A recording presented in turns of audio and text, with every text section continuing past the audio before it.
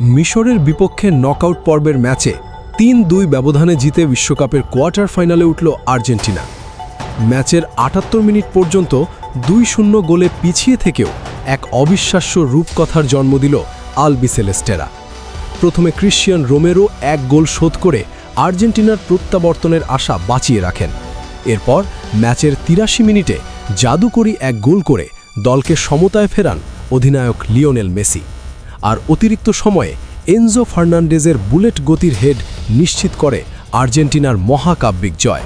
Penalty miss করার পরও চাপের মুখে শান্ত থেকে এই ম্যাচের আসল ত্রাতা ছিলেন লিওনেল মেসি। ম্যাচে গোল করার পাশাপাশি ৫টি ড্রিবলিং ও ৫টি সুযোগ তৈরি করে মেসি ছুঁয়েছেন দিয়াগো ম্যারাডোনাকে। ১৯৮৬ বিশ্বকাপে বেলজিয়ামের বিপক্ষে ম্যারাডোনা সর্বশেষ দেখিয়েছিলেন এমন জাদুকরী পরিসংখ্যান।